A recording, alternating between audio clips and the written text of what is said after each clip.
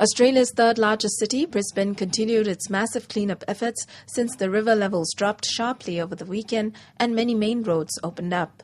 Public transport is also back in operation. The death toll from the flood-hit Queensland, where the Brisbane city is situated, has risen to 20, and the reconstruction of the state is estimated to cost 13 billion Singapore dollars. But in the aftermath of the natural disaster, 3 Singaporeans RazorTV spoke to shared horror stories of having to stay in their friends' flats as they watched the streets and flats fill up with water like scenes from a movie. Singaporean Michelle Ho, a graduate student from the University of Queensland, escaped the full force of the floods in the nick of time, but her housemate was not spared.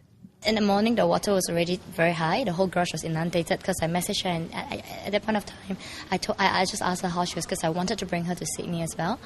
And she was just telling me that she can't get out at all. She's totally trapped in the house, and she was just trying to cook up everything in the fridge so it wouldn't go bad in case they cut off the supply. While she was on the phone with me, the power was off.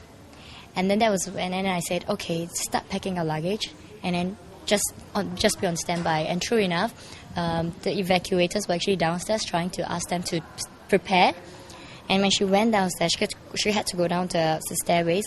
The water was up to, I think, just a little bit higher than her waist already, and she had to be put onto the boat and just be sent out of that whole area. The Brisbane floods that hit the city last week caused widespread destruction to property, massive blackouts, and reportedly missing people, sending the city's 2 million population into a state of panic. Michelle, who lives with her husband Terence, were in Singapore for a holiday when the floods hit their house. The couple said their biggest loss were 3 cars parked in their garage, which they learnt about from their housemate who was there at that time. It's very unfortunate because before I left Brisbane, 2 of my friends, in fact 3 of my friends, decided to leave their car with me at my garage. We couldn't drive the car out, and therefore the 3 cars had to be damaged in the process. Another Singaporean, Jayanti Karunanidhi, a second-year medical student from University of Queensland, said her apartment had no electricity for 5 days. She also had thought she lost her friend to the floods. We couldn't get a hold of one of our friends who was living in the city for a while, so all of us were a bit panicked, trying to wonder where she was. But yesterday she came on Facebook and told us she was fine and she just moved back home. So that was a relief because we couldn't find her for about 4 days.